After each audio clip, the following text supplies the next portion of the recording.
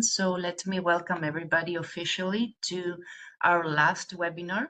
The topic will be ensuring sustainability of bioeconomy in economic, social, and environmental dimensions. This will be the agenda. We will start with a small introduction from Mader. Then we move on to New Zealand, and we're especially thankful because the time zone is a bit challenging, but we're very, very thankful for having you here today, guys. Then we move on to Be Resilient. DALIA will go next, then Agriloop and C4B.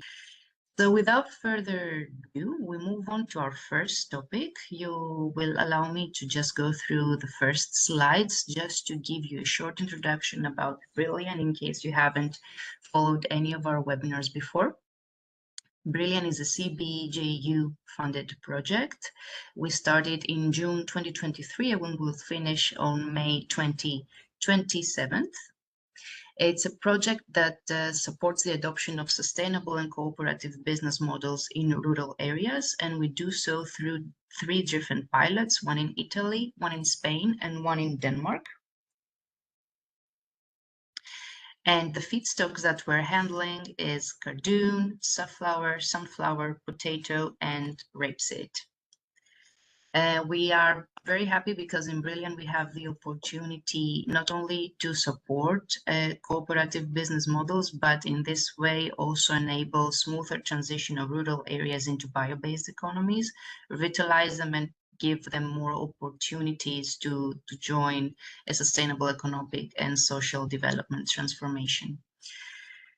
You can see that we are a consortium of 13 partners led by Circe. The products that are produced from these different feedstocks across the different pilots that we have are bioplastics, biolubricants, proteins, bioadhesives, bioherbicides, products for animal feed, and the cosmetic sector.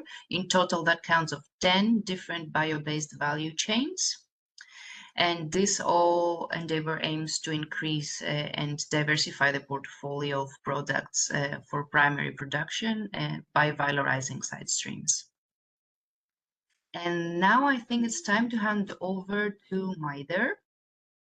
Thank you, Anastasia. So I would like to join Anastasia to thank you all, to speakers and participants for joining this webinar. The main contents that we will go over are why all those 3 dimensions are so important, why we cannot skip to address one of them, also some keys for development of sustainable bio-based value chains, and then some actions towards sustainability, which means like when we want to start a path to promote bioeconomy or a bioeconomy initiative or a bio-based value chain in a certain region, where do we start? Sometimes it's the most challenging to make those first steps, and some key mistakes to avoid. Okay, so next, why all those 3 dimensions are important? Well, firstly, because they're very interconnected. So the problem that arose in one of those areas, for instance, environmental, will have an impact on the social, for instance, the community that is living in that area. We also need to have a very long-term perspective. So sustainability requires not only to consider what are those impacts and needs at present, so in the short term, but also for future generations. And also we need to balance trade-offs. So often it involves to consider different goals and objectives in order to find the most suitable and sustainable option, let's say. While it's true that depending on the specific circumstances, specific characteristics of this certain region, one or another dimension might have more relevance than the other, but in all cases, all 3 should be addressed. Okay, next, please, Anastasia. So now going into what are the keys for the development of those bio-based sustainable value chains. Well, we need to have this sustainability criteria in all steps of the value chain.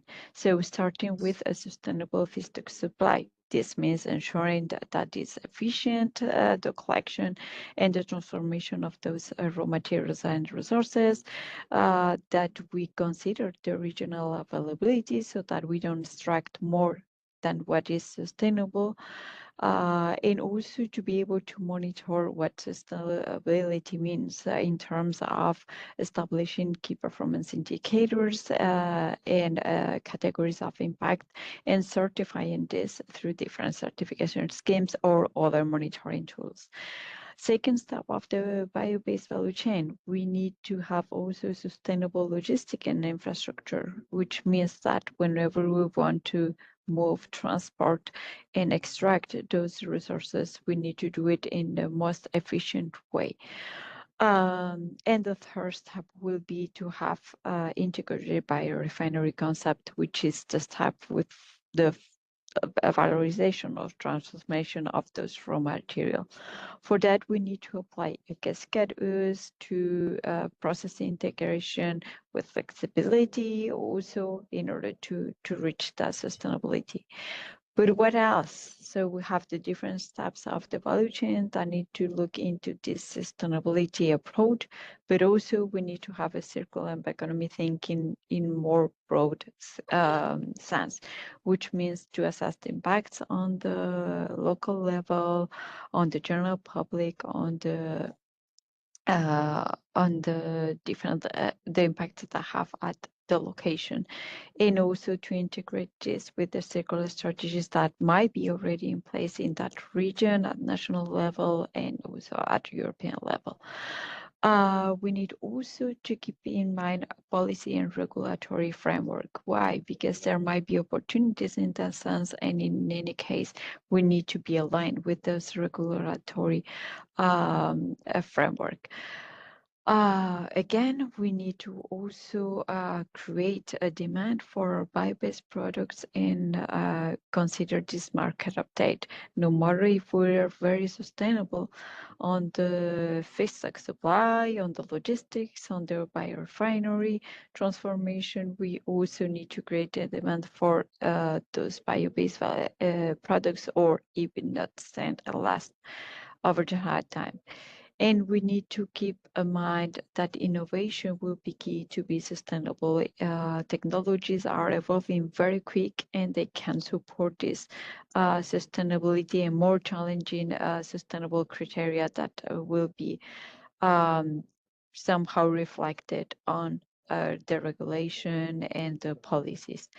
And finally, but not least, the social acceptance and stakeholder involvement. So we need to have all stakeholders that are somehow involved in those bio-based value chain on board, and we need to have a social acceptance of those bio-based products.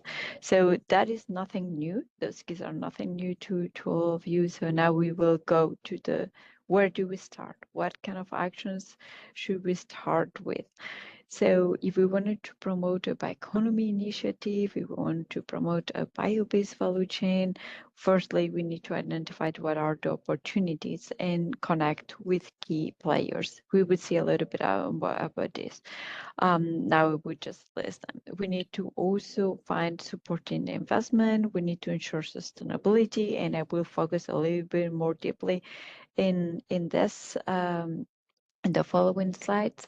We need to also implement a standardized metric. I just mentioned before some, for instance, certification, but there might be other monitoring measures or ways to monitor this.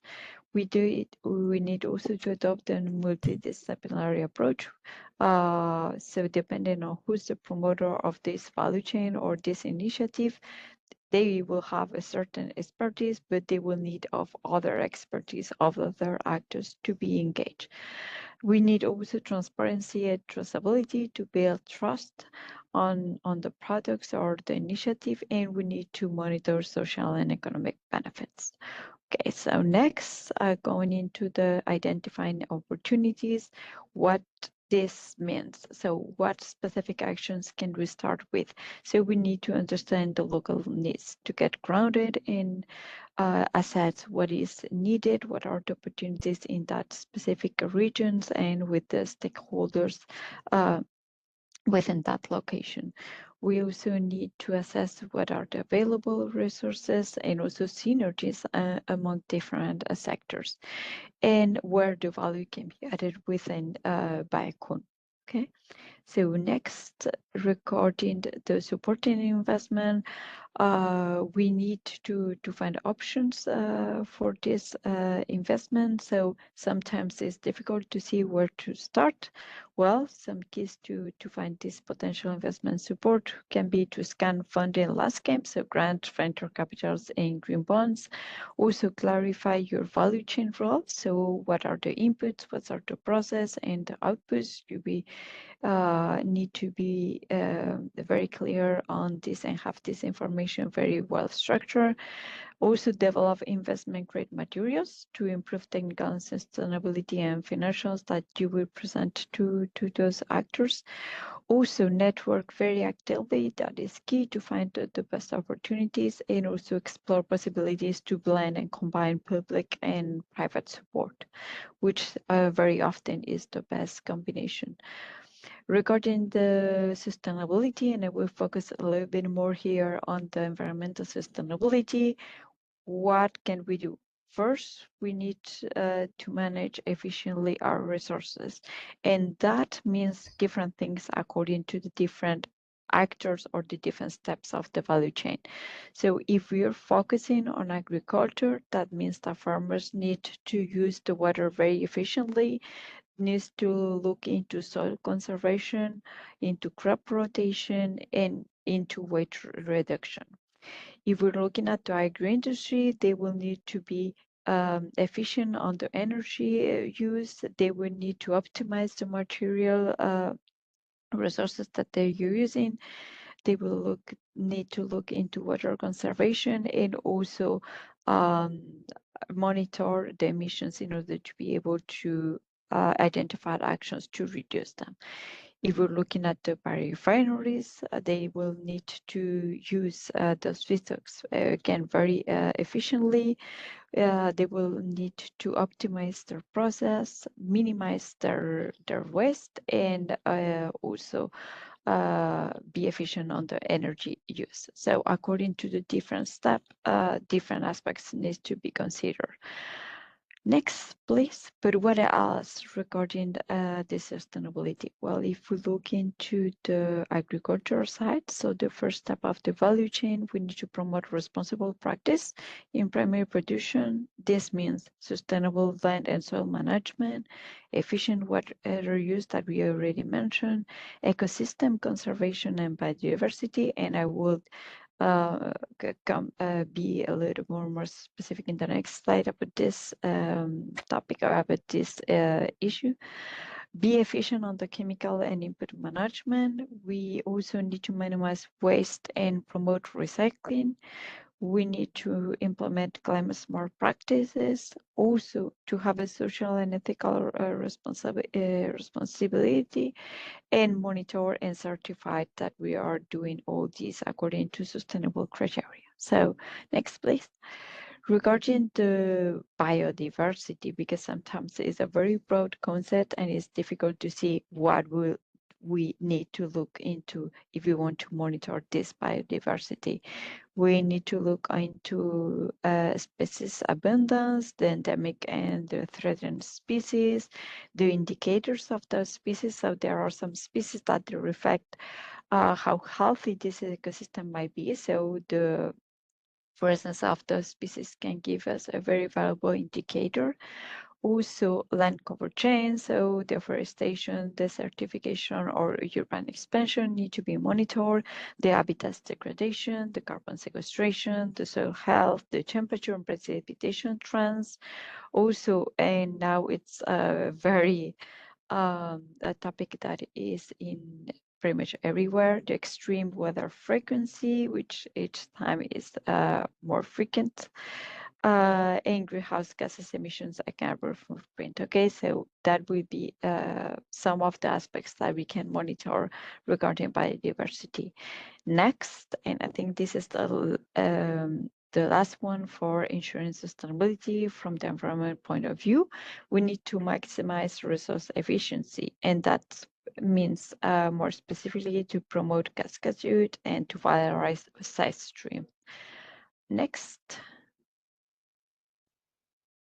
And the last one will be the circular design. So design bio-based products for recycling and biodegradability is very key. To also enable modular product system which are more sustainable and we can better shape it, and also to promote industrial symbiosis, so enabling recovery of different nutrients and materials. And all this for, next, Anastasia, to be able to promote climate actions. So what do we mean with climate action? So there are many of those actions that we have already mentioned that are in line with this climate action. But when not performed or not addressed, they lead to very impactful actions. So for instance, if we do not manage livestock manure, it contributes over 300 more times to create emissions of nitrous oxide emissions comparing to CO2. If we don't reuse agro-industrial side streams, such for instance for agro-industries dealing with juices, or the one that we have in Brilliant with the rapeseed, it means that we have a very large amount, so up to 60%, for instance, in rapeseed, or up to 1 million tons for the orange agro-industries of side streams that will go to the landfill, and that could be very valuable input or raw material to obtain essential oils, biofuels, vegan protein, and so on. Next one, okay, so the next action that we can perform is to implement standardized metrics such as certification levels. What happens here is that sometimes some of those products don't account with certifications already standardized, and we need to find additional metrics to be able to monitor this. And what I already mentioned, very, very important to have a multidisciplinary approach. Why?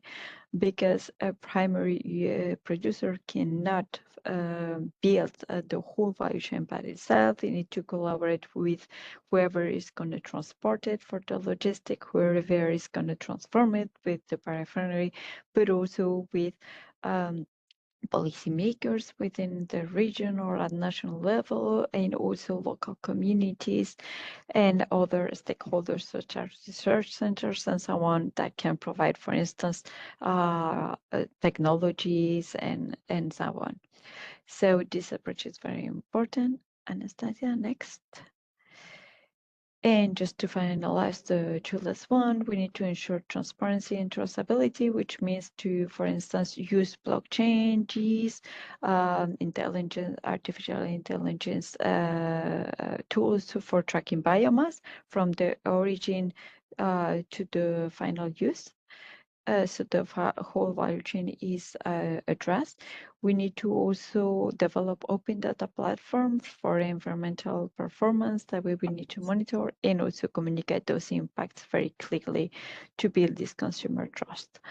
On the monitoring of the social and economic benefits, well, from the social sustainability, there are some concepts that we need to consider, such as fair labor practice, also community benefits, also equity and inclusions when creating those jobs, and also education and awareness. Those are like the main pillars that we need to consider. And on the economic side, of course, we need to assess the economic competitivity, the financial availability, the social return, and also support gender equity and inclusiveness in economic in this sense. Okay, so those are some of the actions that we can start with whenever we want to promote bioeconomy initiatives or a certain bio-based value chain. And now, very quick. Next, Anastasia, with the key mistakes to avoid. Okay, so first, neglected environmental sustainability that is not longer something that we neglect, but it used to be quite used. It used to happen quite a bit. So we need to over-reliance on biomass can be a very urgent issue to address because it's happening in some areas and it's creating deforestation and habitat loss that has a huge impact on the different species. Also ignoring social impact, and that still happens quite a lot. So we need to consider safe working conditions, also the benefits that the local community should extract from these kind of initiatives. Also failing to prioritize economic viability, that should be the basis for it. So we need to make sure that all actors within the value chain extract a benefit from it in order to be sustainable. We need also to make sure that there is not a lack of transparency and accountability. Also ignoring circular economy, so falling into design end-of-life products and waste management can lead also to environmental damage and also it's a resource depletion. Next, Anastasia. Also focusing solely on one aspect of sustainability. So we mentioned that all three dimensions are interlinked and we need to consider this interlinkage. Insufficient innovation and technology and investment. So we need to keep track of the evolution of those technologies that are more sustainable, efficient, and help to better manage the resources and extract the most of it. Inadequate policy and regulatory frameworks. So sometimes we need to evaluate this in order to see not only opportunities, but also barriers that we need to take into account into design. The lack of stakeholders and management and collaboration. So falling into involve all stakeholders from farmers, logistic operators, consumers, policymakers, transformers, and so on. It's key, and also the green versions that we are all aware with mispresenting the sustainability of certain products, which erode the trust of the consumers. So I think I'm well in time. There was everything from my side. So now we start with the presentation of the different projects. Anastasia, if you may present them. Thank you very much, Mather, for providing an overview. Next, we have Oscar and his colleague from New Zealand. They will give us a presentation on the project Harakeke value chain in Utakura Valley in New Zealand. I know that Oscar prefers to share his own screen, so let me just do the change here and give you time to share your own screen. And in the meantime, I saw that there was a question from Mather in the chat, but I see that the presentation is ready already. So perhaps we can address it at the end. What do you think, Mather, so that we don't lose more time? Thank you, Alan, for the, question. So welcome, Oscar. Welcome, Tamerlane. We are very happy to have you today, and we're looking forward to hearing what your interesting activities are about. Please go ahead.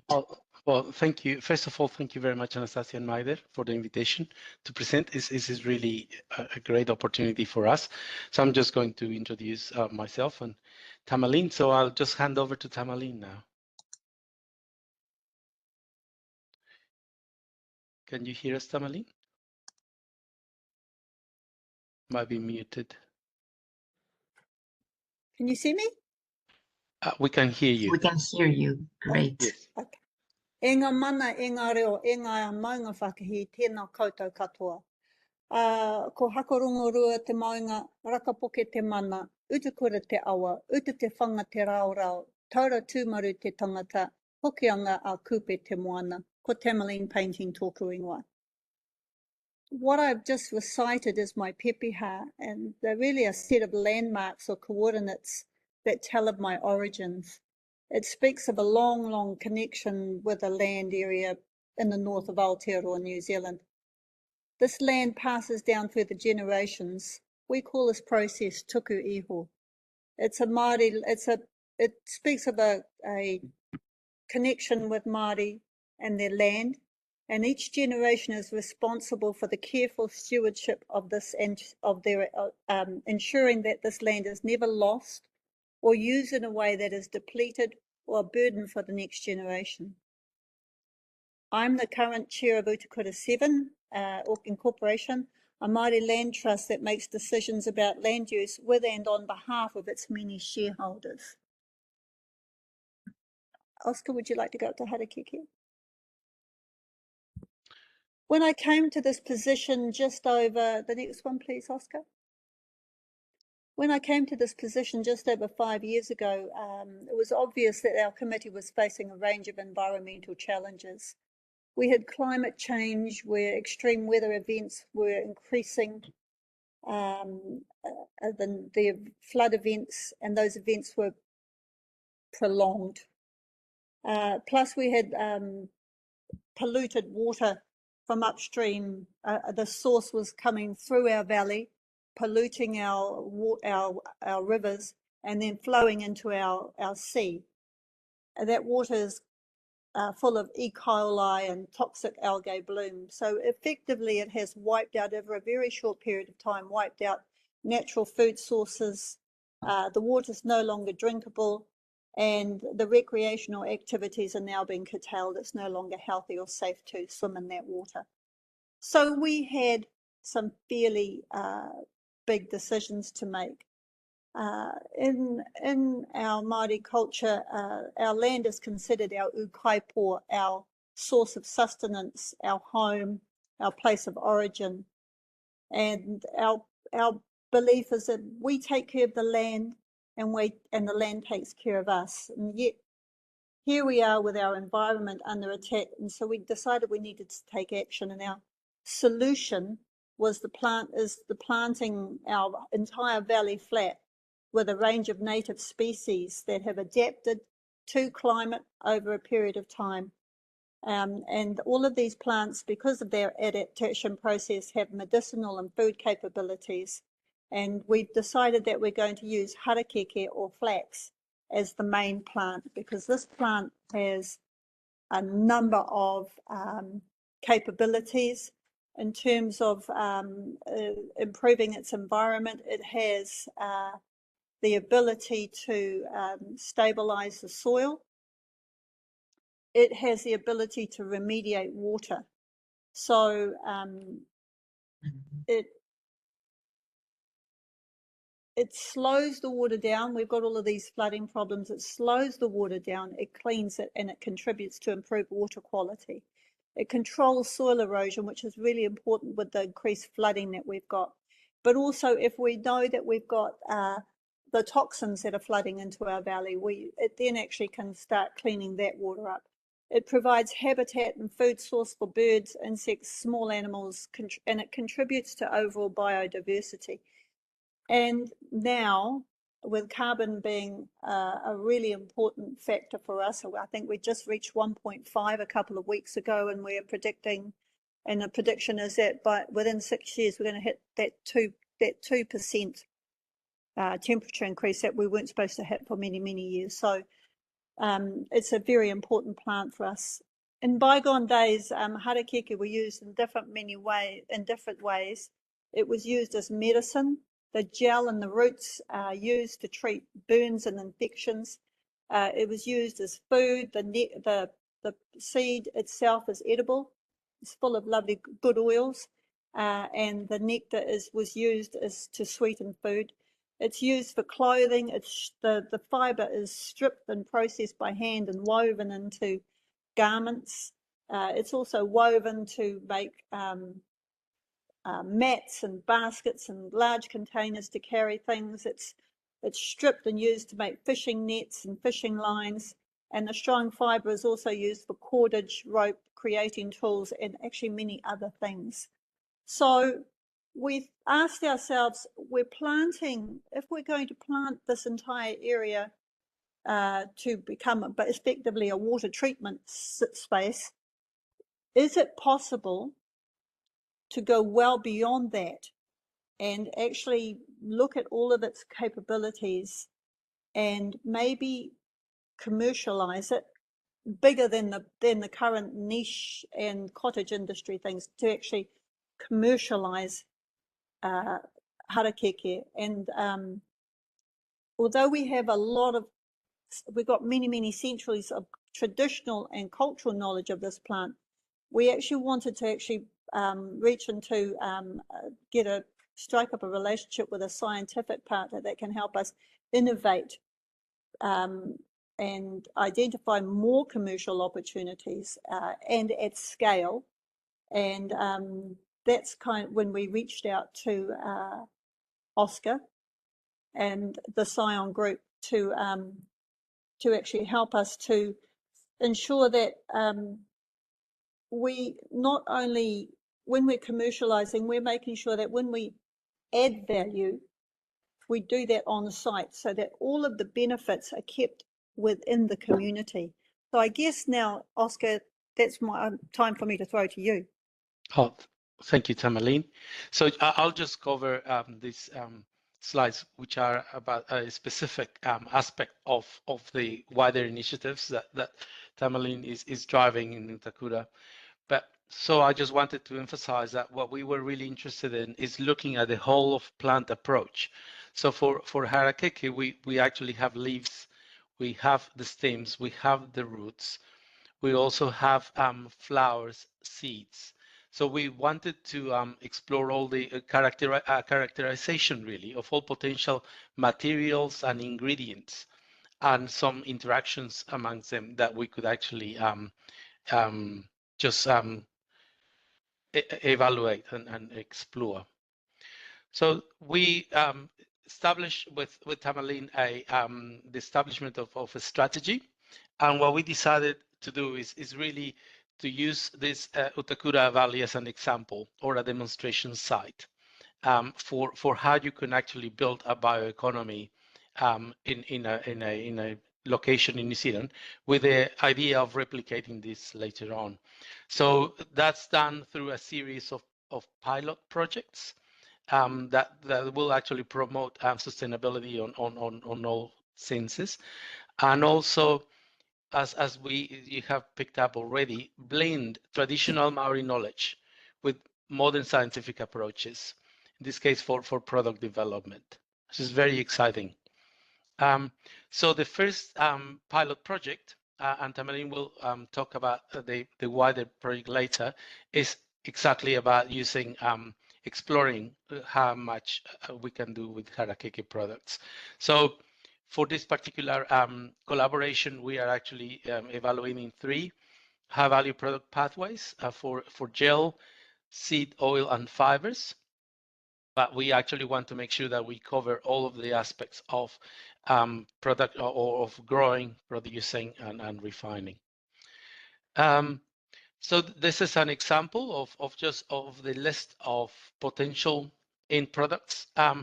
We can use the nectar for producing monofloral honey. In New Zealand, it's quite an established industry that you have honey from very specific plants or nectars, and like the most common one is Manuka honey, but we still don't know if there are unique properties of, say, Harakeke honey that would actually produce something different. Medical applications, as Tamerlane said, traditional medicine, the gel used from the roots, cosmetics, some functional foods with flaxseed, the seeds that are edible. And Tamerlane also mentioned perhaps some linen, paper, composites. And it's important as well to ensure that we can actually use all the byproducts of the processes that we go for other applications. They are listed there. Insulation fills or compostable packaging, dyes, and materials for education. So I'm going to give you a synopsis, a very specific summary of the three value chains that we are interested in at the moment. First is the gel that will be used for skincare or traditional medicine formulations or anti-inflammatory. And the process is simplified there, but it's leaf separation, mucilage extraction, and preservation. The challenges with this particular value chain are listed there as well. We need to ensure consistency, stability, compliance with regulations. The second one is the seed oil that can be used for nutraceuticals, as functional foods or skincare. In this case, it's a cold pressing of seeds, filtration, stability testing. What we're looking at is the challenge of seed collection, logistics, and oxidation management. So this is just an overall view for you to have an idea what's involved. And the fiber itself for textiles, paper, biocomposite, or insulation. So it's actually in this the biggest challenge with this one is actually the fiber separation technology that is in place has not really been any progress since about the 60s or 70s in this particular technology when fuel product or oil-based products took over the industry. It's just all the technology for Harakeke was pretty much put aside. So we're trying to revitalize that. And also for ensuring replicability of this, we are interested in trying to apply a focus of modular and small scale processing and equipment, so to enable that most of the benefits actually are kept on site rather than producing a biomass and shipping it somewhere else. By ensuring a modular and small scale processing that would enable most of the processing and the value added activities to remain within the valley. So that's the part that Scion is playing on this, and we recognize that any particular bioeconomy value chain that we come up with needs to be put into context to actually make it truly sustainable. So now I hand over to Tamerlane to take us over the grand vision of what we want to take this in the future. Thank you very much, Oscar. So just in closing, just very quickly, what we want to make sure that is that what we do is going to benefit our community, but is replicatable across our region, because we are a very collaborative people at Māori. We share information very, very freely. We celebrate and help each other to be able to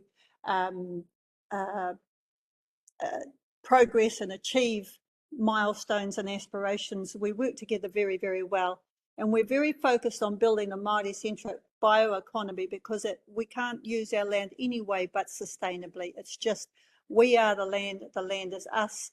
We know that there's a responsibility for hand on something better. So we are looking to build. Do you want to swap the next one, Oscar? The next slider is to build a holistic, big grand vision, which allows us to have housing and employment. We're presently building houses. We are about to commence the installation of our own community energy power service, and that is including being our own retailer. We are in the throes of getting regaining control over a very large tract of land that we use for forestry, but that hasn't been very successful. And we're very focused on making sure that the people who have an interest in this land benefit from the utilisation of this land, improve it, and make sure that it's better for future generations. And the only way we can do that is by doing it sustainably, carefully in collaboration with like-minded people, and making sure that not just traditional, both traditional and traditional use, mātauranga we call it, and science work together to create those innovative opportunities for change. So it is a very big vision, but we're already moving our way through it. So we know it's achievable, and we've got forever. So thank you very much for listening to, giving us for your time, and for allowing us to speak on our grand vision. Thank you very much both for sharing. It's a very inspiring endeavor, I would say, and I love the holistic approach and how you want to really keep the value locally. It's what we are trying also to inspire in Brilliant, to revive rural communities, and I think it's a very, very nice example that you just showcased for us. Again, we're very, very thankful to have you. It's a great opportunity for us to see what's happening on the other side of the globe. Thank you. Thank you so much. I don't know whether we want to do questions now so that our friends in New Zealand are free to go to sleep. Okay, that's a good maybe point. it's a good idea. Yeah. That's a good point. Are there? Let me stop then. I just wanted to comment firstly that it's a very nice presentation. Thank you for that, and for that sort of holistic view. It's really good. When I look at the issues of the bioeconomy, it's almost always about market pull for the final products. You know, we have feedstocks, we have technologies, we have very clever people, we even have money, but actually sometimes we really struggle to sell products which we think we can produce. Legislation stops us, or market forces are heavily dominated by fossil fuel incumbents. So I'm sure you've done this, but I wasn't quite clear that, you know, have you made a really good survey of what you think you will be able to sell from these processes, from these feedstocks? Is there really a marketplace? Or will you find that you need legislation to drive that marketplace, or you will need subsidies or incentives of some sort? I was curious to know that. Thank you.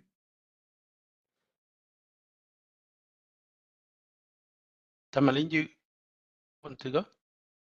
Yeah, no, absolutely. Thank you, David, for your question. We know that there are already people within Aotearoa who are looking to replace what they currently use with something that is much more natural, especially in our environment. For instance, we grow a lot of seafood, mussels, and we're always in and around the sea. There is already a huge interest in the cordage fibre side of things to replace all of the plastic ropes that break off quite often and drift off out to sea. So they would like to replace that. There's also a big interest in the building industry, rather than using a lot of the wood products, is using something that is uses some Harakeke fibre as well. It is relatively new but old, but there are already a lot of people wanting products to be developed out of flax, because they just really like the idea that they are going to be using something that is contributing to the overall improvement of our society, of our environment. But we acknowledge, David, that there is a market, but as you say, it's not guaranteed, and it's always a challenge to keep looking for positioning products like this. At least we do have the technologies that would allow us to kind of establish that almost techno-economic feasibility studies at this stage. But when conditions change later, hopefully will be slightly different. Yes, I mean, if I survey all the companies in Europe about whether they want to use more sustainable materials, I would have 100% replies. But when I actually go to the market to sell these materials, no one wants to buy them because they're more expensive. So that's right. That's right. just, you know, look at the marketplace, please. Thank you. Perfect. There is also a question from Ana Maria. Diana. Yes, thank you very much for the explanation. It's a really, really nice, interesting project.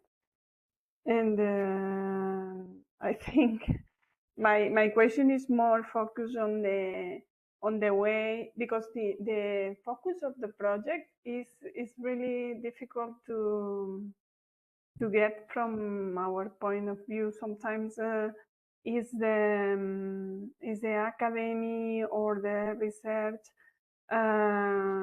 or the institutions that or the commercial sector that ask for something, but the focus of the society asking to preserve or to use the resources, the natural resources, in a correct way, and goes to the research to ask for information, is not easy. How do you get the society involved to do this nice work and to believe in this? I'm really curious about that kind of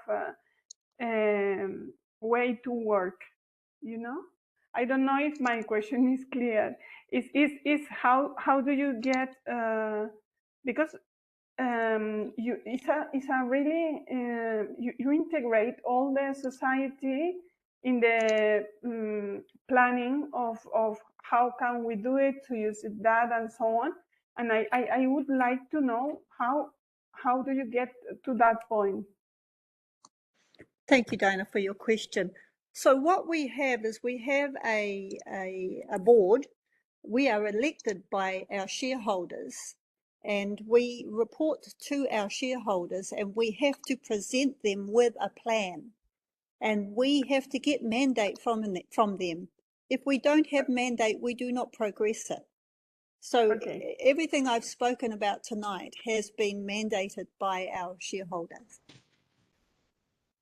And Okay, in terms of outreach, I would say with scientific institutions, and SAUN is one of those government-owned institutions, it's not easy, as you say. But so we rely a lot on the initiative and the drive of people like Tamalin to outreach and just find out how we can actually collaborate. We are not necessarily promoting ourselves out there all the time because there's not enough resources. But when we actually have, but everybody's willing to explore a partnership, but it really takes a lot of time and effort and interactions with Tamalin and us. I think we've been going with our relationship for about 3 years or something like that, until we about 4 years. And also the biggest challenge is lining up those grants or those the money to actually try to get things going. And I get David's point as well, because the most difficult thing is trying to get funding for money that allows you for integration or for the systems thinking. You can get money to explore specific pathways of value chain exploration. You can get money to do a marketing study of a specific product, but you don't have money that would allow you to build solar panels and housing. And it says, you know what I mean? Like that is a very difficult thing to achieve. So it's just little by little, to be honest. I don't know what else to describe it. Okay. Thank you very much. Can I just add one more thing, Diana? When we're doing these things, it's really important to our shareholders, and I'm a shareholder myself, that what we do aligns with our cultural values, our environmental values, and our social values. So as long as that aligns, it's actually really easy to progress these things because I don't have to explain it. People just understand what we're doing. Yes. Okay. Thank you very much for the nice presentation. Thank you. And I should thank you all for the nice discussion. I don't see any hands raised at the moment, so I think it's time that we go to Be Resilient. So thank you, Cecile, for being with us today to represent the Be Resilient project. The floor is yours. Thank you very much, and thank you very much for the invitation as well. So can you go to the next one, please? Yes. Be Resilient is a European project, and we are funded by Europe. We have 8 different partners in this project. As you can see in the map, it goes from Greece to Spain and going through Italy, France, and Belgium as well. Next one, please. The aim of the project is to empower food processing and producing SMEs to become more resilient. That's why the name of our project, Be Resilient, by means of an optimum use of biomass. And we have 2 main focus. The first one is to maximize the usage of available feedstock. And the second one is to valorize a side stream. We already spoke about it on the previous 2 presentations. So it's going to be the main focus of our project. Next one, please. This project started more than 2 years ago, and it will end in Augustus. And what are we going to do, and what have we done so far? We just provide a lot of different infos for SMEs via our Skills Hub. If you want to just have a look at it, you are going to have a QR code, but you also can I have the link? On the Skill Hub, we have various information on different value chains. You can find information on dairy, Spain grains, stone fruits and apples, cereal and wheat bran, and grapevine and winemaking, but also on other value chains. You will see that the focus is quite large. The aim is to valorize the biomass and the food products. You can also find general resources like, sorry, I'm still there. You can also find general resources like the technology we can use to a better valorization. We also, during this project, organize different events. We organize 1 physical event in Greece, but also different international webinars, and for cluster managers and events also dedicated to SMEs. We try to help SMEs also to develop their networking because we think that the network is very important to become more resilient. And the major task of this project was the organization of a cascade funding for SMEs. So next one, please. As part of the project, we enabled 81 SMEs to benefit from funding to improve their resilience. As you can see, we could grant it for more than 1 million the whole SMEs, and the funding was split between 4 lump sum. If you can go to the next one, please. You have here our 4 lump sum. The first one was the mobility support. As I said, we organized an event in Greece just about 2 years ago to give visibility to the project, but above all, it was also to enable European companies working on the valorization of the co-products to meet and expand their network. The events lasted 3 days. The 3 other lump sum are acceleration lump sum. The companies could apply for the 3 lump sum. The first one was the innovation. It was the biggest one. And the aim of the lump sum was to give companies access to funding for the implementation or the development of their innovation. The project that were submitted already had a very high TRL. It could not be at experimental research level because the aim was really the implementation of the innovation to the market. In total, we got 18 projects which were selected, but in reality, we had 30 beneficiary SMEs which were able to benefit from the support. Why? Because many of the projects submitted were collaborative projects between two, and it could be even up to 3 companies. The second one is the business continuity plan. So the second acceleration lump sum. And the business continuity plan for us is very important because to become resilient or to be resilient, a company really needs to know what to do in case of crisis. We already spoke a lot about it this morning, but we know that the world has changed and no company have to work in a quite volatile world with various quantity of crises. We always know that they will be crises. We just don't know when will be those crises, unfortunately. And the BCP enables company to anticipate the action they need to take in the event of a crisis, which can be geopolitical crisis or climate crisis. And the last one, the internationalization. Of course, being resilient also means developing your markets. It's very important to find new outlets, new markets, and new collaboration to launch innovative products. So next one, please. Now I'm gonna just give you some info about 2 concrete projects because, as I told you, the project finished in a couple of months, and the lump sum were launched. The first one was launched 1.5 years ago, and the second one 1 year ago. And so almost all projects from companies just finished or are finishing. So the first project here is the sweet corn cup for feed. This project was done by 2 companies, Flanders companies. The first one is Trotec. Trotec is in charge of the valorization of byproduct into feed ingredients. He's the coordinator of the project. And the second one is Maran, which is a sweet corn processor.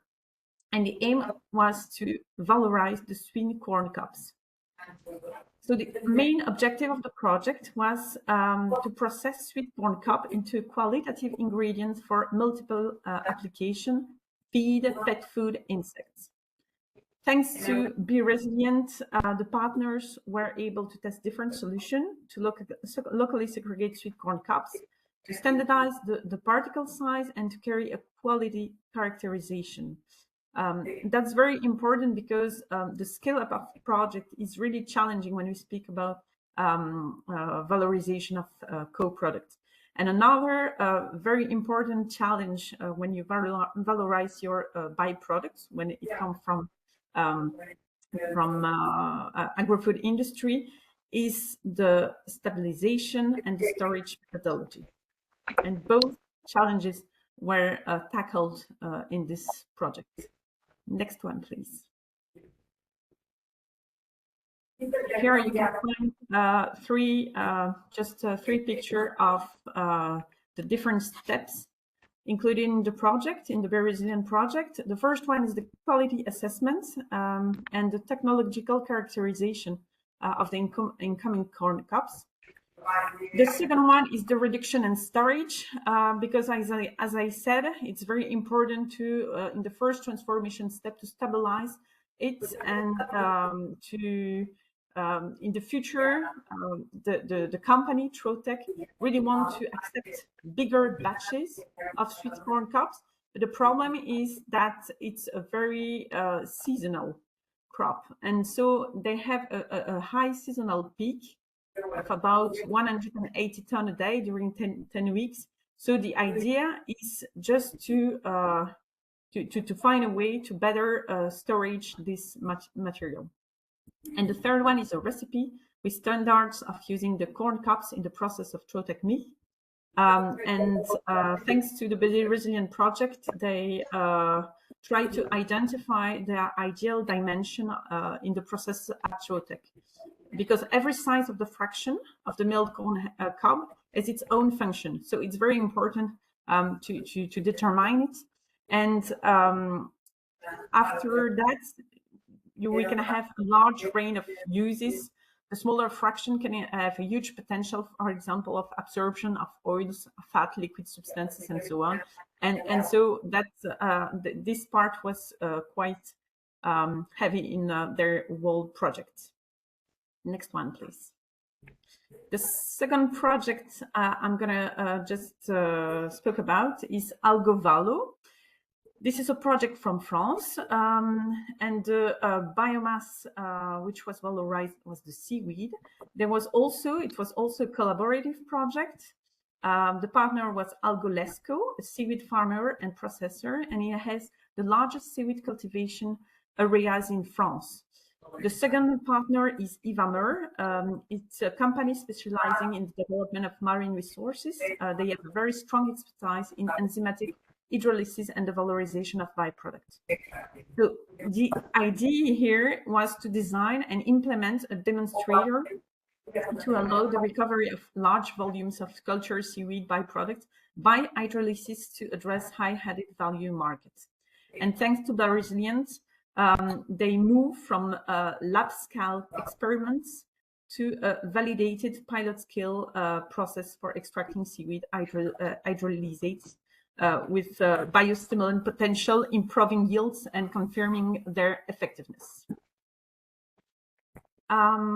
So what I just give you, it's two examples. As you can see, we worked on a very various biomass and co-products, but the challenges we have seen so far are roughly the same. And it was very important to be able to put all those challenges together to be able to tackle them. And that's what we have done so far with Be Resilient. So if you go to the next slide, which will be the last one. Oh, sorry. Yeah, there are still a few pictures of how do they just take the seaweed, the raw material. And then the last one, it's going to be the end. If you want, you can just have a look at our hub. We have a lot of pushed info, and it's still be there at the end of the project. And if you have any question, feel free just to ask me. I'm the coordinator of the project, and I'm working for an agri-food cluster in Wallonia, Wagralim. So here you can find my address. Thank you very much. Thank you very much, Cecile. It's a very impressive work indeed that you're doing. And I think that it was a very, very successful project of yours. Really, my congratulations. And now I would move on with Dalia and Michael and Martin. Good morning, everybody, and thank you, Anastasia, to invite it to us for presenting some knowledge about regenerate of not only landscape, but restore of water sources on the nature, like universum for whole system. And we are part of consortium of DALIA. With DALIA, it is consortium for Danube Lighthouse in the Danube River basins. And one of project is in our region in upper part of Vach River, close to Polish and Czech boundary. And this is the boundary of Danube River basin. And we have some research about how to nature-based solutions for water retention measures can, on the principle of ecosystem approach, can to reverse of and reborn of springs and small streams. And with knowledges, we have ambition to implement it to water management plan on the integration principle. and how to use of this special sources which are coming follow down from sky by rain, and to how to increase water retention measures on the damaged landscape, and what is results from the concrete solution on the forest, agricultural and urban zones. Next slide, please. And its history in Slovakia, it's really not very nice about this management of landscape. And just now, a couple of minutes, I saw on the New Zealand how is a change of trend of, for example, average annually temperature, and in your region in New Zealand is around 0.7 degrees, but in my region in Slovakia is more than 2.5 degrees. Annual temperature is growing in the last 50 years. And it's around this processes about degradation of change of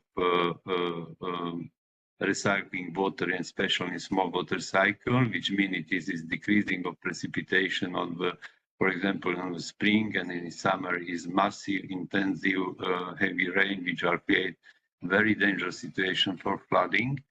Another, which very serious impact on the degradation of, for example, whole, for example, annual precipitation is still decreasing, and it is necessary to solve. Next slide, please. And we, 3 decades ago, we are starting to develop this concept, how to increase water retention measures and to build like simple, naive solutions, and on principle why we can to infiltrate rainwater to the soil and increase of vapor water by vegetation and make cool effect together with return water to small water cycles. And this concept was wrote on the new water paradigm principle, which we published in 2007. And just now we are starting to make official monitoring research system, which what this mean, for example, increase of retention capacity on the catchment areas in forest, agriculture and urban zones, and what this mean about to reverse of water sources everywhere. Next slide, please. And this, for understanding, this is Slovakia in Central Europe, and with its blue space, it is a catchment area of Kysuce River. It is tributary to Vach River, and with this Vach River, it is down on the Hungarian boundary. It's flowing to outside. And in history, it is a massive landscape change was destroyed and increased runoff away with increasing of flooding reality and drought reality and overheat of space. And this our demo size project is on the Kysuce River. It is about 1,000 square kilometer. With ambition to build this water retention measure. Next slide, please. For understanding it, we selected its 9 places in whole catchment areas of Kysuce River, and we analyzed all small catchment areas, and we are built system and technology and monitoring system for to harvest of whole data for hydrology, and on the 5 place from which we are built water retention measures with increasing of harvest rainwater. Next slide, please. And with this monitoring system everywhere, it is online system for transfer of data to computer. Next slide. And this is a concrete solution. For example, one catchment is about 23 hectares, and now is about 50 hectares and 70 hectares, and all space was analyzed and calculate how much water, rainwater runoff away, and how we can to harvest on the catchment areas. Next slide, please. And this is concrete solution about data. How is this continually online system transfer of states of water on the monitoring place together with, of course, with rainfall and so on. Next slide, please. And with this concrete solution of water retention measures to harvest rainwater from, for example, from roads, from erosion, valley and gully, and we are built a lot of microstructure on the system. Next slide, please. And with this concrete solution, how is working on the reality? It is coming heavy rain, and this water is not runoff away to down, but it's harvest on the slope and to increase infiltration water to the soil, support to growing of vegetation and increase of balance of water on the underground together with make cool effect. Next one, please. And we are using some, it's curious about this, how we are invite to this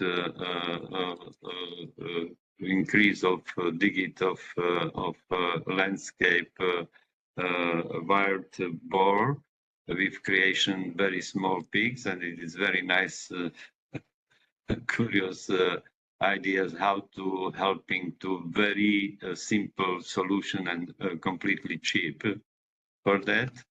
And our helpers create a lot of peaks, and we are using of only corn for it. It is quite unique system for not only beaver but other animals can to helping for us. Next one, please.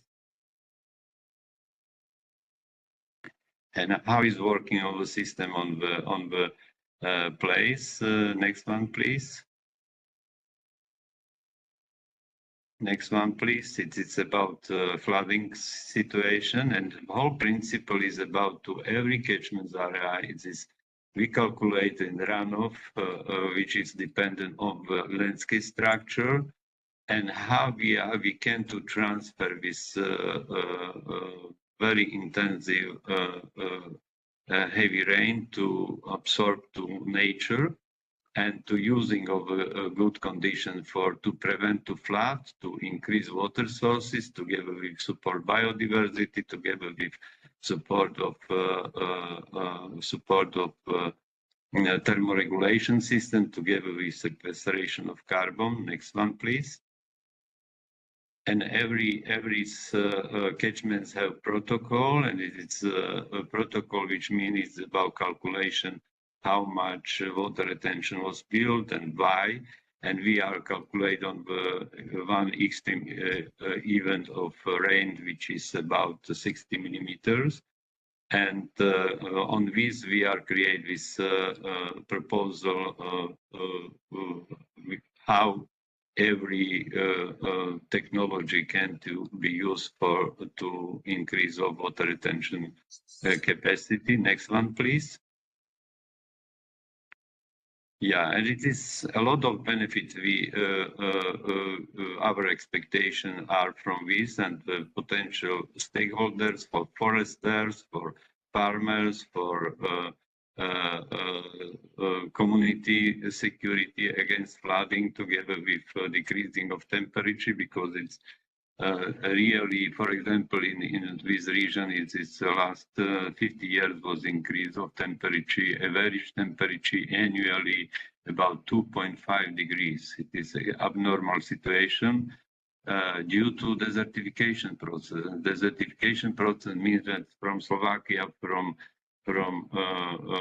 old water paradigm principle, which was oriented to channelize of rainwater, to streams and river, and the result is completely in history. Slovakia was very nice humid landscape. Just now it is completely transferred to dry lands, and this benefit is for forest manager, for farmers, for water sources creation. Next slide, please.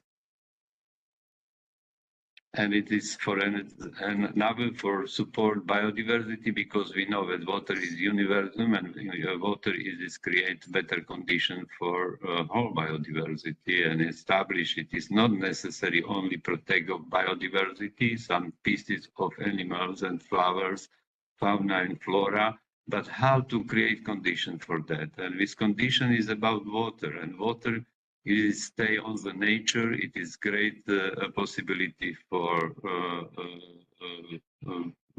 beautiful, not only beautiful on the sea, but about context of how to create great vitality of nature.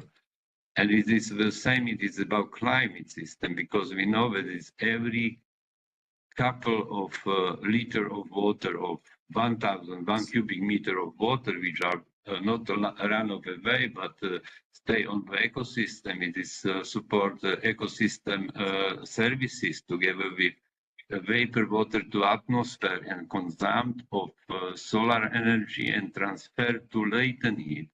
And latent heat means it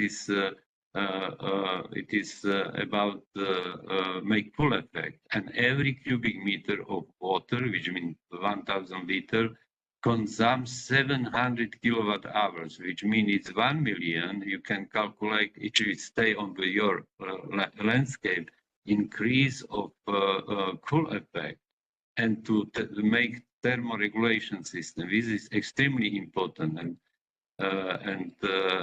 we prepare with some methodology approach about this. What is mean, for example, if it's water, rainwater,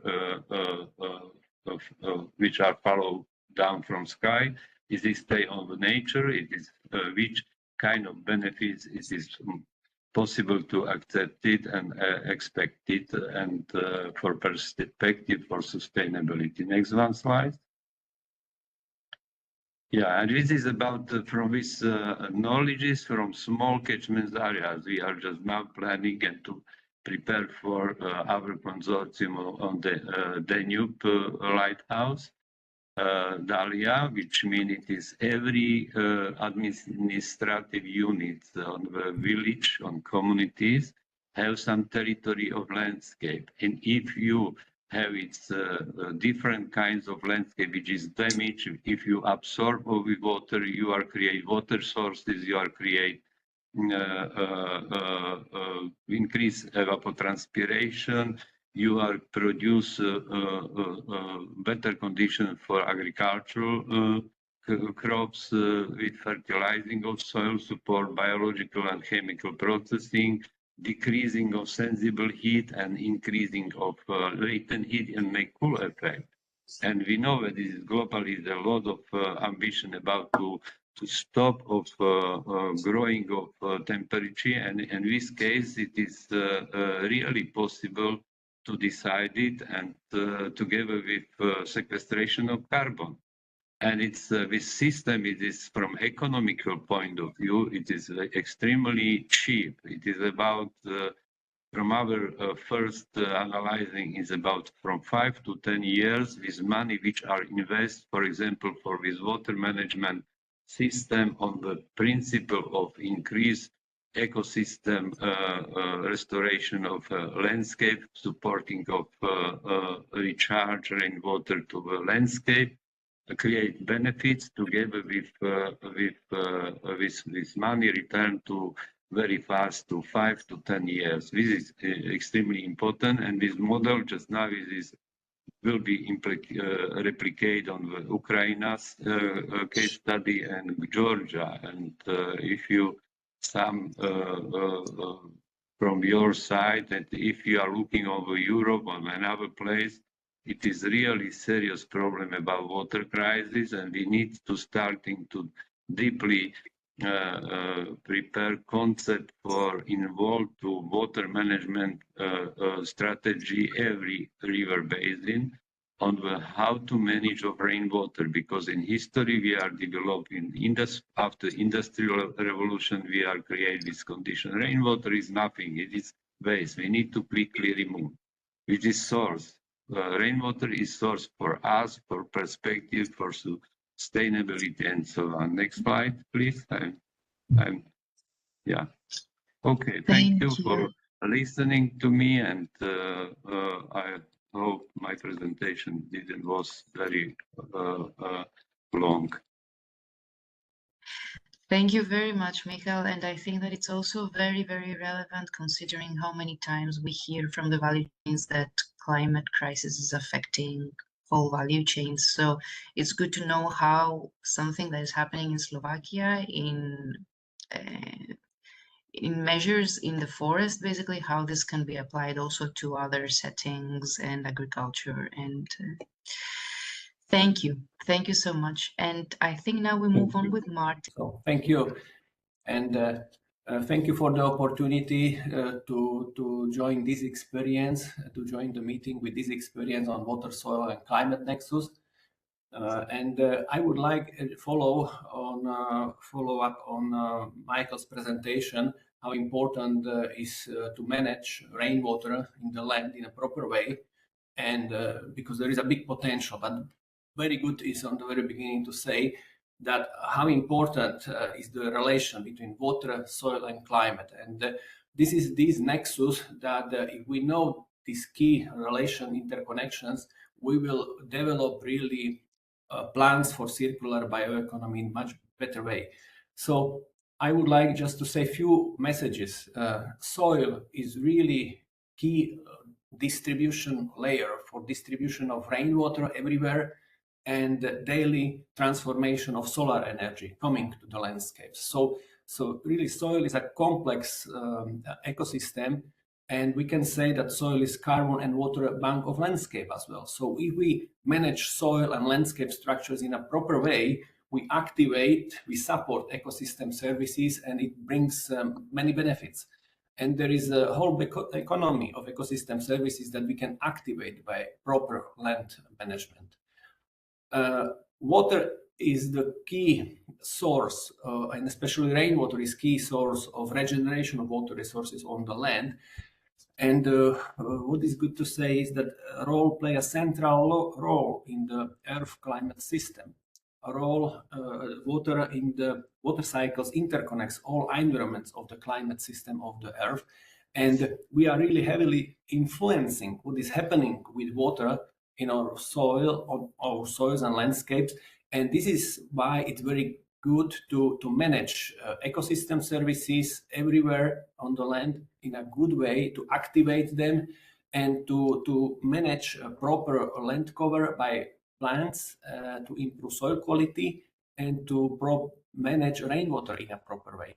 What is happening in our continents, in our countries, is that after many decades, our countries have degraded ecosystems, degraded landscape structures, because if there is a rainfall, you can see it on this left picture, rain is going very quickly down as a runoff down to the river basin. But what we need to do, we need to transform our landscape structures. We need to improve soil quality, and we need to improve vegetation cover. And these things will cause that there will be much more time and space for transformation of rainwater, for groundwater recharge, and for cooling effect. And cooling effect means that it produces more biomass. So there is a great opportunity to activate this economy and this and bring these benefits for the communities, for rural areas. Proper management of water on soil, it activates biotic regulation of the climate. So if we manage water in a proper way on the landscape structures, on the soils, we will be able to revitalize landscapes. We will be able to return water back to land which is dried up. And now on the end, I would like just to say that on the base of this knowledge base that I presented, and this knowledge base is really developed more than 3 decades in Slovakia, and with expert team together with Michal, and there is an expert team of new water paradigm experts behind this.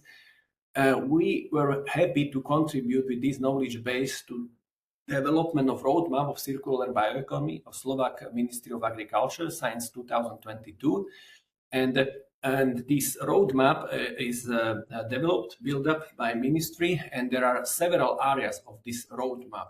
And I would like just to say that there is a lot of benefits of including this knowledge base towards circular bioeconomy approach, because we need sustainable cycles of water, carbon, nutrients, and solar energy transformation in the landscape. And between the benefits, we will find bio-waste and biomass comprehensive use, energy use, and nutrient recovery.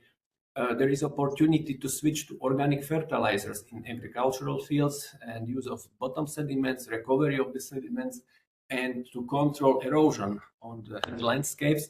And there is an opportunity to improve treatment of municipal wastewater by really these more decentralized systems. And our main contribution was on developing this carbon and water bank certification system. This system helps to fund ecosystem services. It supports stakeholders to take part in the adaptation action, and it supports regenerative hydrology. So there are other areas of this circular bioeconomy roadmap. For example, building sustainable thermal insulation systems, building and packaging materials. Another is, for example, building regional marketing associations and recovery of water and soil resources is very important for sustainable food systems as well. And we have a very good history of forestry in Slovakia, and wood is a really strategic material. So by increasing this water retention capacity in the forest areas, we will support sustainability of forest production, timber production. And at the same time, we have a lot of things to do in agricultural land. So on the end, there is a lot of benefits that are behind activating this water, soil, climate nexus. Between them, that we support really direct adaptation action in the landscapes. We support validation of main forces of climate change, where there is a central role of water in the earth climate systems, and activation of this assessment and funding of soil and landscape ecosystem services, advisory services, and action plans are very important, and many benefits. So on the end, I would like to say that thematic working group freshwater-based bioeconomy, BioEast initiative, is taking action and supporting this water, soil, climate nexus, and we are very proud to be members of this thematic working group and working on developing this nexus, and we will be very happy to share our experiences later. Thank you. Thank you very much, Martin, for presenting all your inspiring work. Indeed, it's a very complex system, and it requires, a holistic approach. I will move on to Agriloop. Good morning. I'm coming from in representation of Agriloop project. And also, I want to share with you our experience as FCAC inside of the project, because FCAC is a representative of the productive cooperative sector in Catalonia, Spain. Next, please. Agriloop project is a project with work on the idea to convert a rank of agricultural residues into plant and microbial polyester and other bio-based chemicals, developing safe and sustainable by design, by conversions processes integrated in a cascading biorefinery approach. This cascading biorefinery approach is really important for us from the point of view of sustainability, because it's the way we assure that we are sure that we use all the byproducts generated into the processes and try to be more sustainable in all the senses. The main objectives of these projects are to develop new end-user products and processes for food, feed, health, and material applications. But we are focused on the agricultural sector. Also, we want to demonstrate innovative, sustainable value chains for the projects we are working on, validate environmental, safety, and social assessments, and also achieve several environmental, societal, and economical impacts in the agri-food sector from an innovative approach. Next, please. In numbers, Agriloop is constituted from different 35 international partners, 20 from Europe, 2 that are not European partners is UK and Switzerland, and 13 from China. The project will be or is being carried out from 2022 to 2026, and funding around 10 million from the European Union, UK, Switzerland, and China. We work together with the different stakeholders, farmers, growers, scientists, bioprocessors, users, biobased product to end users, policymakers, and also we try to involve in all our actions wider public. We work with the idea to design sustainable biorefineries based on agricultural residues with a frugal design. It means try to get the most profit of all the resources with simple designs and using the conditions that, for instance, in our case, cooperatives and farmers has in their own places. Next, please. On the other hand, we are here. I'm here as representation of FCAC, that is a federation of Catalan agricultural cooperatives. We have around affiliated. We have around 200 cooperatives from different sectors: rice, arable, and forage crops, horticulture, and ornamental plant, dairy sector, olive oil, nuts, stone and palm fruit, livestock, and feed and wine and grapes.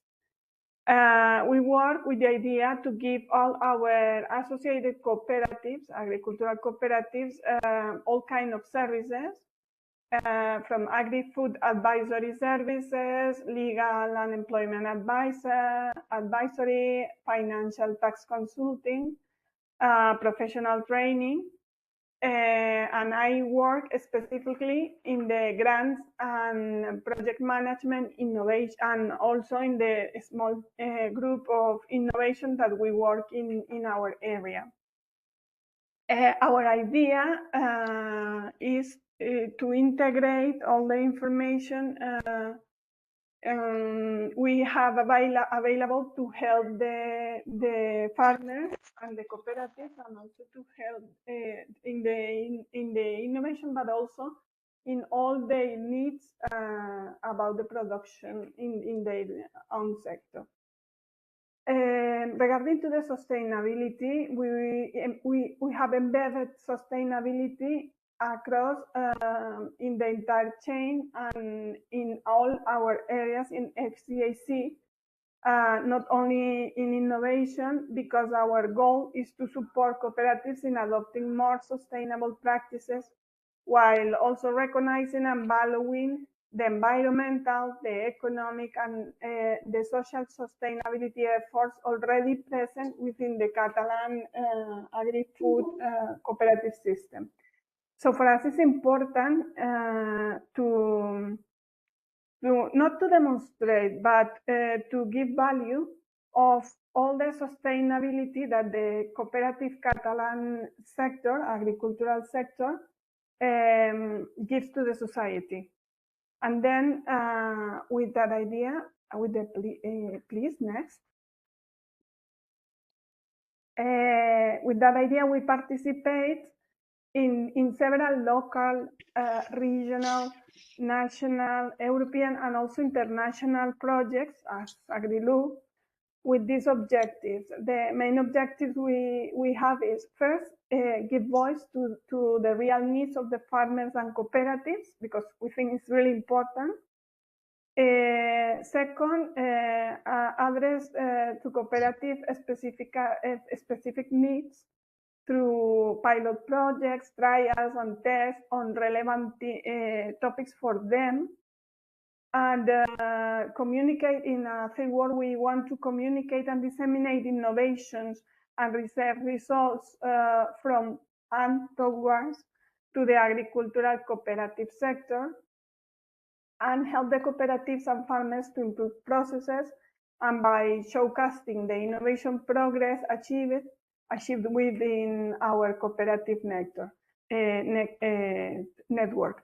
So for us, it's important to that approach that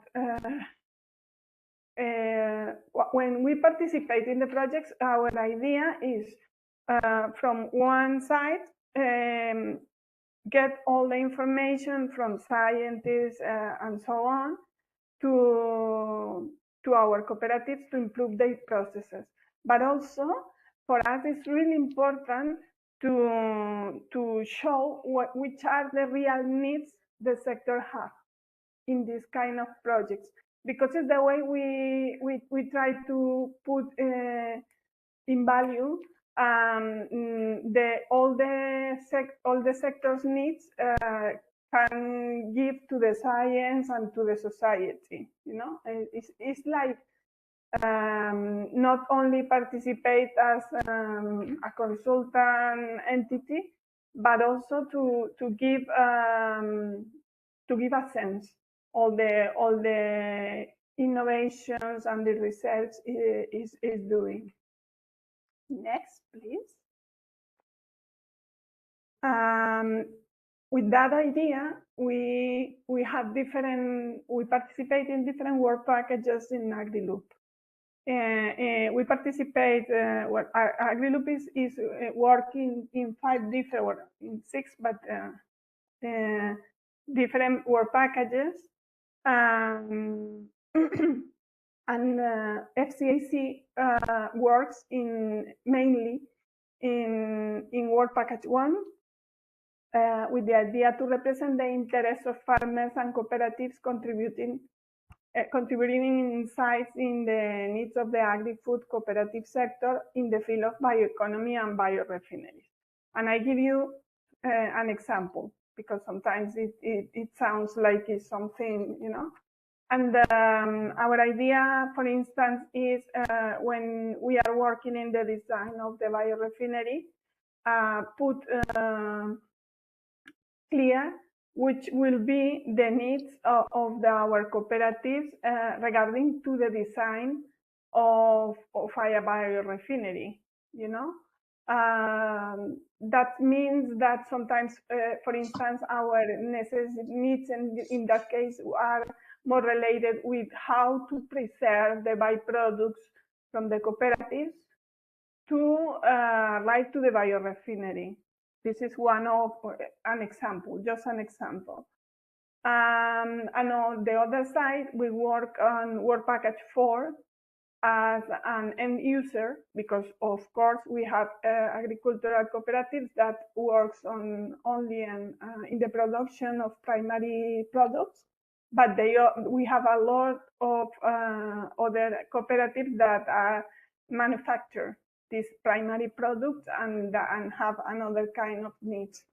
So we, in the Work Package 4, we act as an end user, participated in the final stage pilot testing and validation of outputs such as microbial protein, bioplastics, and some other products we are working in Agriloop.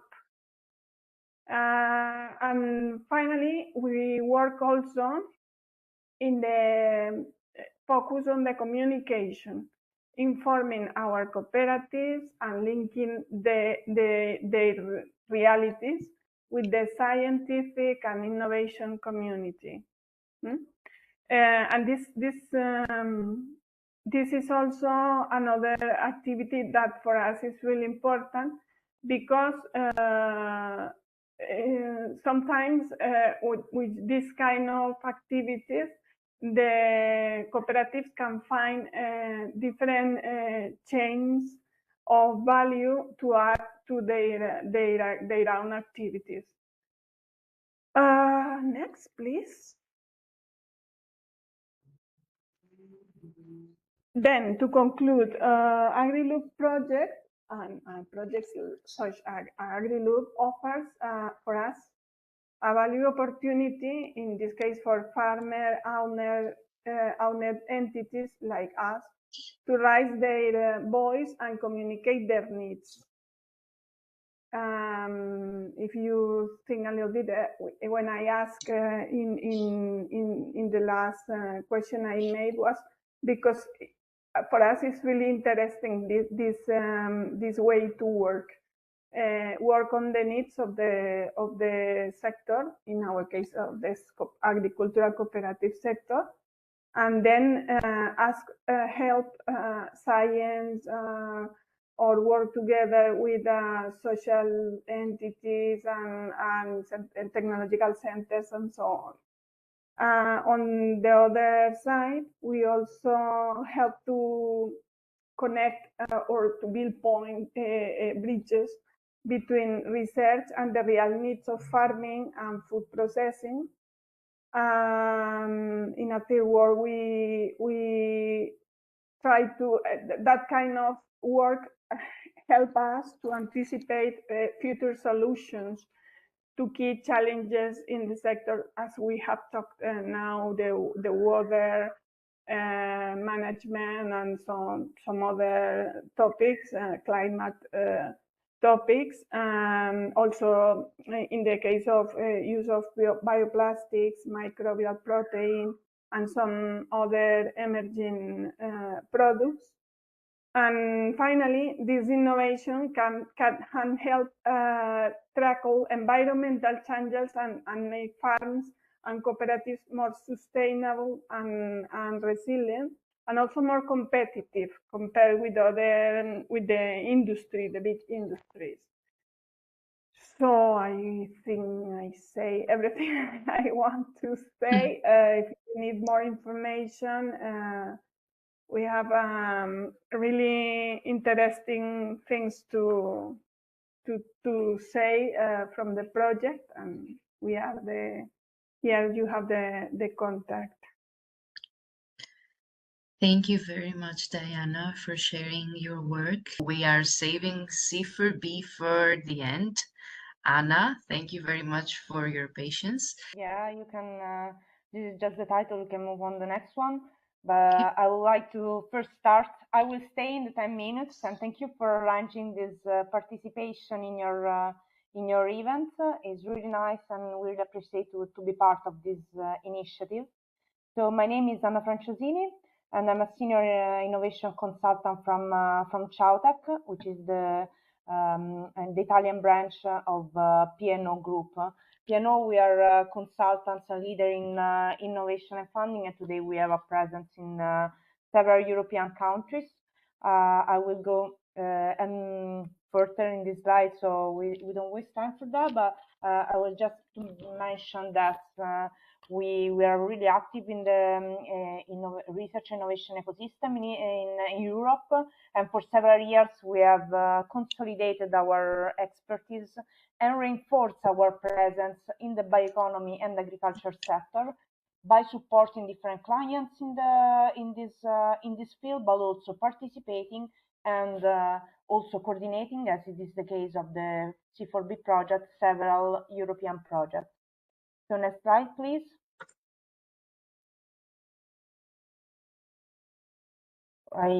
Okay, thanks. So what is C4B? The C4B is a really interesting initiative funded under the Horizon Europe Cluster 6 program. It's a Circ Bio 019, and the core topic is the business models that balance the share of the power and profit in the bioeconomy. This is a research innovation action started at the beginning of last year, and the duration in total is 4 years. Next slide, please.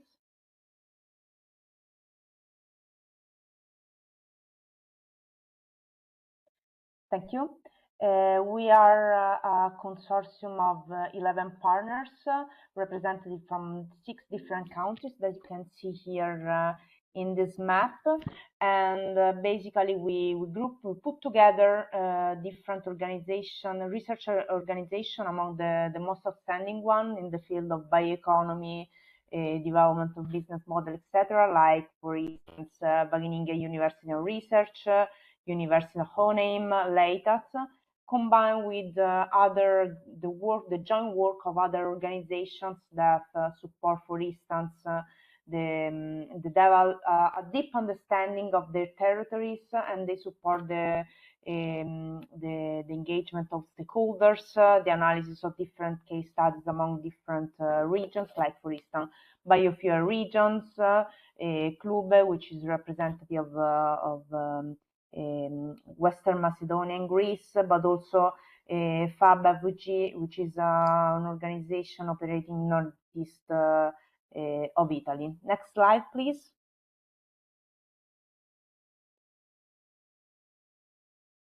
So what is the context in which this C4B project operates?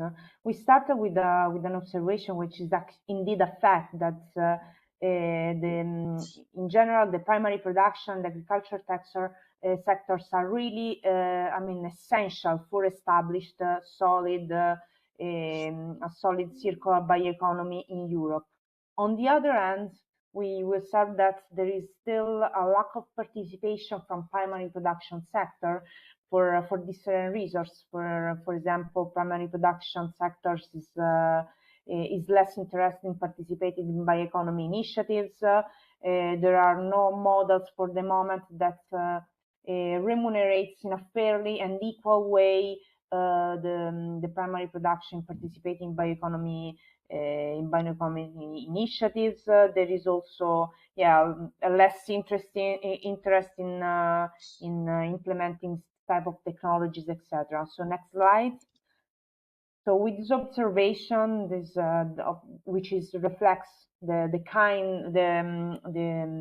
current status of the bioeconomy right now, C4B has the main goal to accelerate the development of rural communities and their economical viability by developing new, fair, and sustainable business models that can fit different agriculture and forestry value chains. We also make a step further. We will provide financial support through a system of open call, aiming to demonstrate the feasibility to replicate different value chains and different business models that we are going to present to develop during this project in different locations throughout Europe. Please, next slide.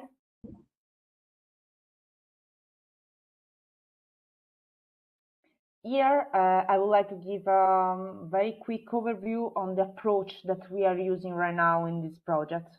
We started to select different case studies that have been selected based on their diversity in terms of primary production biomass, but also diversity in terms of geographical position, as well as in diversity in the technological maturity.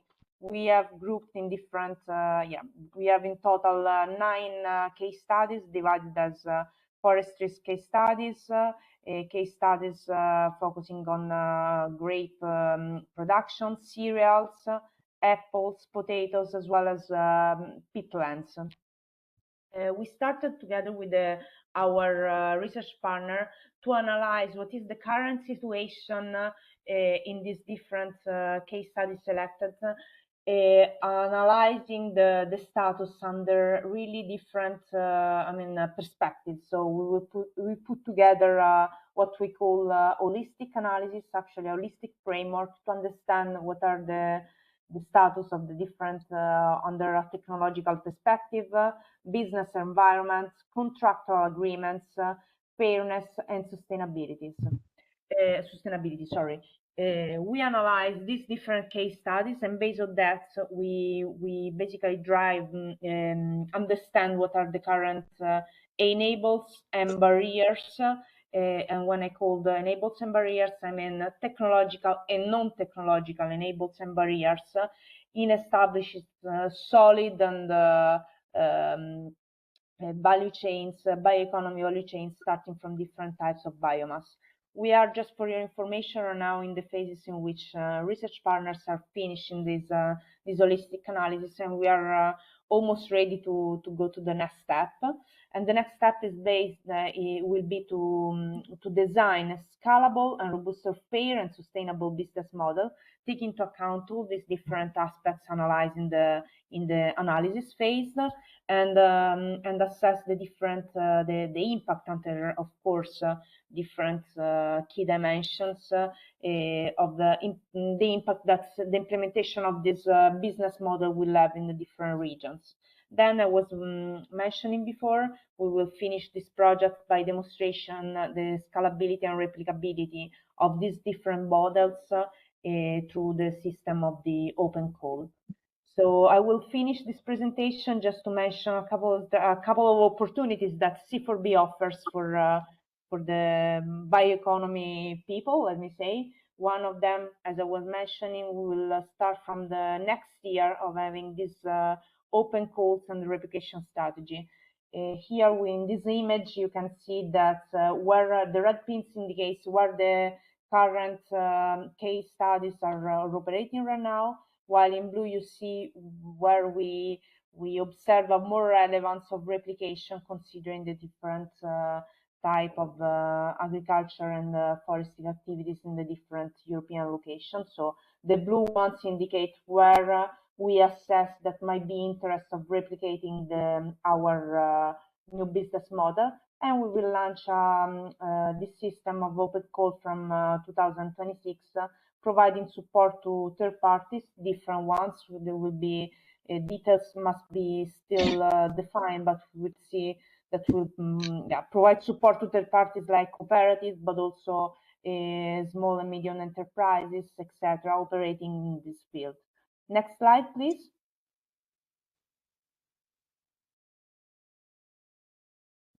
Another thing that I would like to mention about our project is that we are right now collaborating in a strictly and systematic way with different types of stakeholders in order to facilitate stakeholders engagement and collaboration, knowledge sharing. We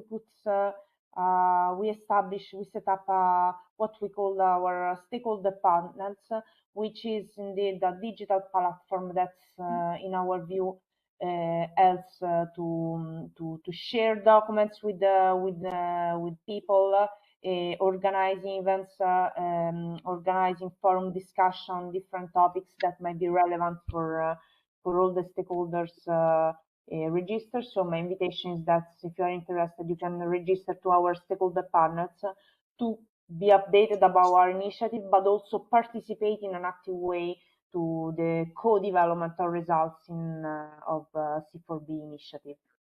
Finally, I finish. Those are the channels we have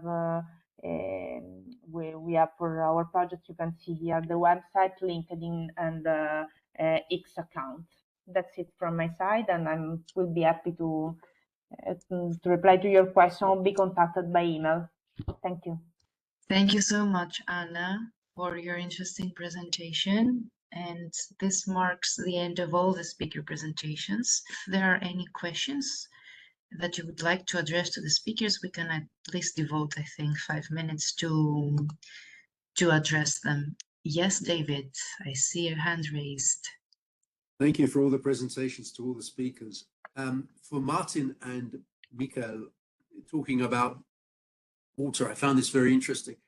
My question that I wanted to ask the two of you is, how much do you think that the deterioration of water management in those mountainous areas in Slovakia is determined by the abandonment of those areas as people have moved from the countryside and moved from the mountains to cities, and how much of it is actually due to climate change and to causes which are not controllable. We see a lot of flooding, and I wonder whether that is because there is no longer that population there to manage the hillsides as there once was. If I can say a few words, David, thank you for the question. I think that the basic problem is not in depopulation of rural areas, because, for example, Slovakia is highly populated, and in every village there are people living and managing their forests. We have a really good tradition of forest management.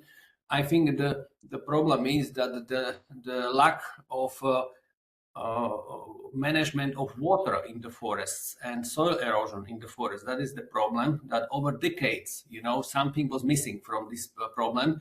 So the risks of floods and flash floods are higher, but making this management, we can really decrease these risks. And there are space and time changes of the precipitation, that we have really higher amount of rainfall as well. But by increasing this water retention capacity of landscape structures in the forest areas, we can really slow down the water. So Michal can join and say a few words. Yeah, and we make research a couple decades ago about this trend change of distribution of rain. And one from these knowledges was about to calculation how much impact have forest management, agricultural management, and urban management, because we know that this whole system is really to how to support runoff of rainwater. And with, for example, it's 50 years ago was flooding in Slovakia after, for example, 2 or 1 week intensive rain. Just now, it is about a couple hours.